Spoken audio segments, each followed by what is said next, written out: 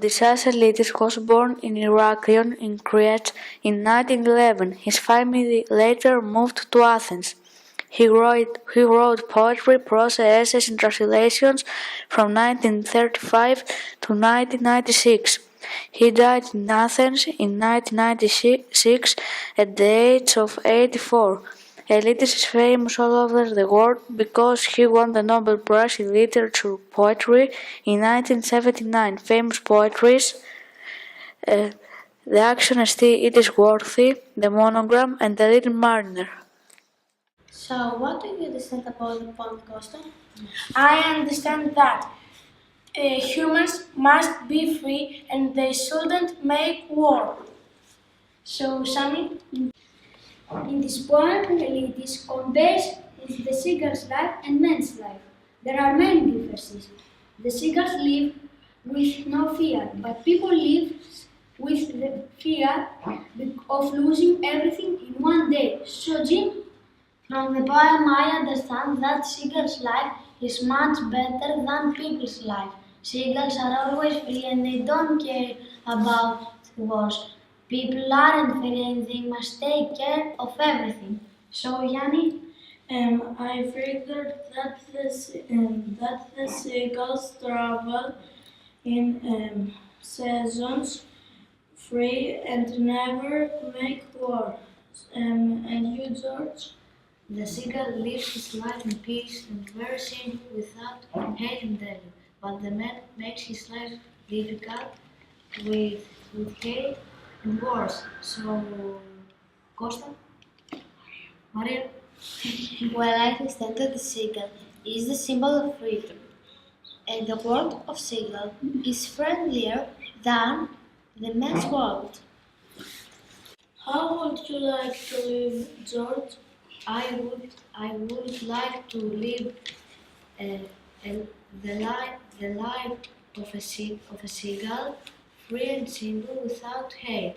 And you, Jim? I would like to live like a seagull, be free. I fly anywhere I want. I don't have to care about money. I have friends and a good time always. And you, Marie? I prefer to live like a seagull because he is free and he doesn't know what war is and he is not afraid. And so, I want to live in the seagull world because in the seagull he is free. I want to live like a seagull because seagulls live free outdoors. He doesn't have stress. People can change their world. They must keep environment and the seas clean. So, yeah, did you like the project?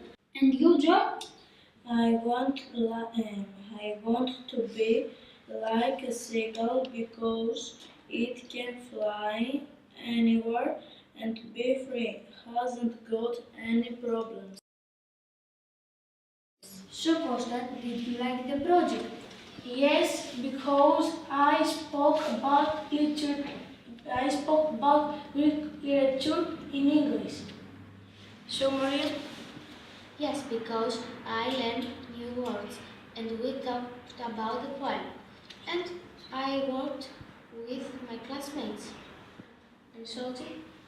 I like this project very much because I work with my friends. And you, John? I didn't like the project because I don't like poems. And so George? I liked very much this project and I learned a lot of things. So, Sam? Yes, because I worked with my friends, learned new English words, talked about Greek literature in English, and shared Greek literature around the world. Bye bye. Bye bye. The goal of our project is to present pieces of our national literature. We'll use English as the means of our communication. We'll present you Kavafis' poem as much as you can. Kavafis was born in 1863 in Alexandria, Egypt, by Greek parents. First, he worked as a journalist, then he took a position with the British-run Egyptian Ministry of Public, where he worked for 30 years. Gaddafi's poems are typically concise but intimate evocations of real figures who played roles in Greek literature. One of Gaddafi's most important works is Waiting for Barbarians, written in 1904. In 1911, Gaddafi wrote Ithaca. He died from cancer in 1933. Since his death, his reputation has grown. Now, Gaddafi is one of the finest Greek modern poets. We tried to translate the poem in English and we noticed that it's quite close to the official one. So this is what we have come with. And even if you can't turn your life as you wish, at least try as much as you can. Do not degrade it among the crowds of people with all this commotion and talk. Don't humiliate it, dragging it along, talking it around and exposing this oftentimes to the daily stillness of social relations and acquaintance, till it becomes a tedious hanger-on. So, what's your opinion about the poem, Irene? Okay, Gaddafi suggests that we should avoid the constant contact with people who don't offer us anything to develop ourselves. Also, he should try to be special and not to lose their individuality. Now, what's your opinion, Elena? Well, Gaddafi wants to warn us that the constant contact with many different people affect our personality in a negative way, and it may change our personality. What about you, Tassos? Gaddafi's trying to tell us to make our life better. And if we can't do it, we can try as much as we can. And to keep and to stand out from the crowd and to keep our personality. And you, Adonis? Well, in the poem, Gaddafi says that people find obstacles in their life and the goals they want to succeed. And because of their impatience, they do not achieve their aims, so they stay weak without changing their life as they want. The writer in the poem, knowing that no one has the ability of changing their life, gives a solution to the people. He says that since they can't shape their life the way they want, they can try not to degrade it. Furthermore, he points out that people should not be in the mass, because in that way they do not stand out or be original, so their life loses its value.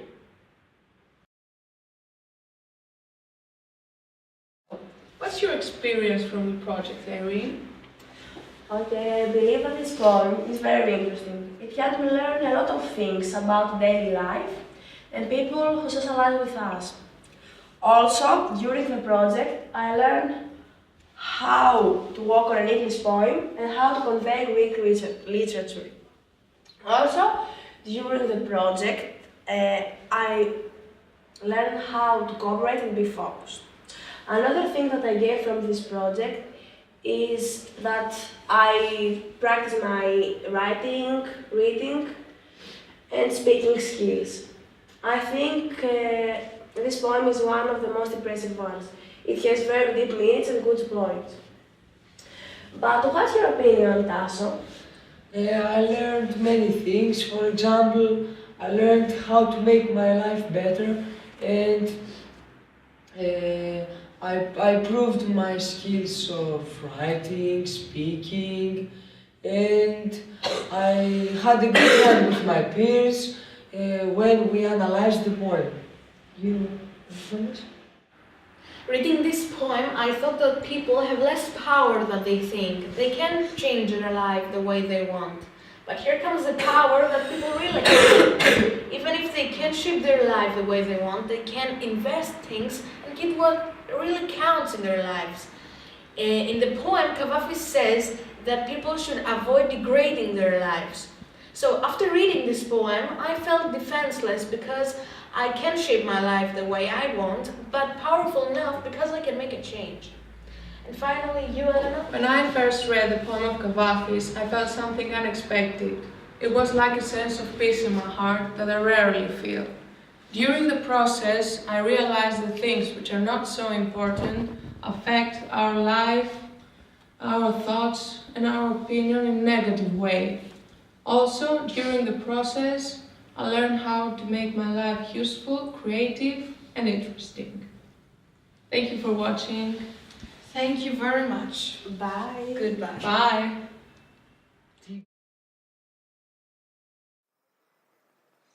Mount Athos, or the Garden of the Virgin Mary as it is named, is located on the Athos Peninsula of Chalkidiki in Macedonia of Greece. It is a self-governed part of Greece as the Greek constitution defines and includes 20 holy monasteries and other monastic institutions. It is the center of the Orthodox Christian monasticism with great national monuments of historical, religious and cultural value.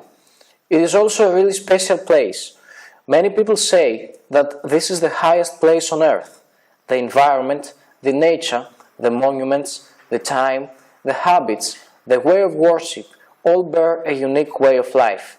You can live the divine experience, the miracle, God's blessing. You desire the holiness. Mount Athos is inaccessible for women. According to an old tradition, when apostles decided to preach the gospel, Virgin Mary took part in their quest, and her mission was in Athos where pagans lived. Since then, this place has been considered her place, and she is the only woman who can access Mount Athos. She is the Mother Superior of Mount Athos. The monks are people of every class. Educated people and simple illiterate people live together for many years. The monk lacks material goods. He prays and loves every human being. He prepares himself for meeting God. He annihilates himself, but he gains everything. Mount Athos has faced many difficulties over time. Wars, invasions, natural disasters, poverty, and disputes have endangered it many times. However, as monks and believers say, Virgin Mary has never abandoned her garden. In every difficulty, she was always present, arming the monks with patience and faith. Mount Athos is, was, and will remain a living miracle, the place where human nature meets eternity and earth meets heaven. Kostas Uranis was born in Constantinople in 1890 and his real name was Klearchos Niarchos. The main part of his works was travel writing and poetry, but he also wrote essays. He loved the world and Greece. Uranis suffered from TB for a very long time, and this illness led to his death. A lot of his manuscripts were collected and published by his widow, Eleni Urani. One of Uranis' writings is Travels in Greece, published in 1949. Impressions contained in this book were written around 1930, some published in a daily newspaper, and are completely subjective and for the most part emotional. They express the emotion of the soul and imagination, indelibly etched in the author's mind by the places he visited. One of those places happens to be Mount Athos. In this text, the writer consigns his experiences of his stay in Mount Athos. At first, he describes the images of the monastery, the sea and the slopes, the sounds and the movements around him. Then he goes on to portray the images rendered by the inner landscape. The peace and the silence he outlines to the readers are really a blessing for them. The serenity is emphasized in the comparison with the monasteries of the white Benedictines, where the monk's detachment from the outside world is clearly shown. Continuing his description, Uranis narrates his welcoming by the monks and the views he had looking at the monasteries of the Mount Athos, with Vatopedi being the high point. After reading the whole text, the main feelings we get are calmness and peacefulness. No movements and sounds are present. The fact that brightness and colors prevail gives us the impression that nature is alive, while people seem not to be dead, but detached from the world, from the society. People and nature exist in harmony, but as it seems, monks have adapted to the pace of nature. All monks are content with their way of life. They don't care about drinking, sleeping, or eating. They are just happy with themselves. All the above help the writer represent this new way of life with excitement. Finally, the feeling of eternal exists in the whole text, especially in the 5th paragraph. Even if everything seems to change, everything remains the same. We get the feeling that everything has taken place in a second, that every paragraph happens in a nanosecond. The writer is really descriptive and tries to convey his own feelings by using a lot of adjectives, nouns, and phrases such as enchanted silence, light and peace, no melancholy in the subtraction of everything. Also, he uses words in order to express the feeling that nature is alive, time is endless, and that the beauty and calmness of the world are dominant at Mount Athos. For example, words like serenity, hypnotic, mysterious help the writer to create a peaceful and harmonic mood. So the readers feel contentment, peace, and serenity by reading Rance's thorough descriptions of landscape, nature, and Monk's way of life. When I first had a look at Costa Surati's reading, I thought it would be a text which describes the beauty of Mount Athos. However, when I read it, I realized the wealth of emotions that a simple text can convey to you. Through it, you can see in the faces of the old and exhausted monks peace and calmness, a divine serenity that can calm your soul. Also, the Byzantine church and the red walls can take you back centuries ago to another era that was purer.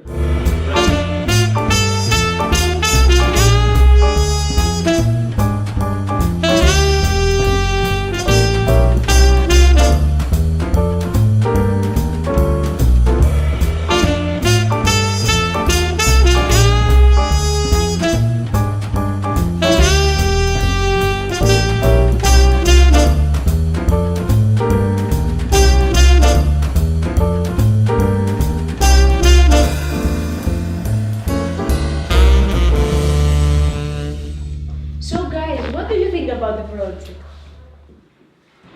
Well. That's a good question. Well, I'll talk first. When Mr. Joe first told me to participate in this project, I wasn't sure if I wanted to, but I think we learned so many interesting things and had such a great time all together that I would totally take part in projects like this many times in the future. So, Do you think that in the next project you will be a member? of course I will be. The first one. The first one. Maybe it will be the second one. I will get the third one. Okay. And that will be the fourth from Skype. That's a good idea. Nice. Okay, Very good to tell us. Oh, well, I was glad to cooperate with you guys. You are so great. And it also helped me with my studies in literature. Okay, could you give me the paper? Of course! Thank you. Me too. Oh. Well, I managed to combine literature and English in a way that I never imagined. It was a really fun experience, I guess. Okay. Yes. When Mrs. Joel suggested me to help spread literature, I thought it would be really intriguing. Well, as it turned out, I couldn't be more wrong. It had so much fun, and it was really helpful for my studies.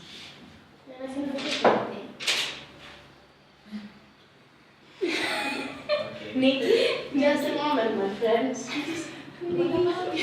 Okay.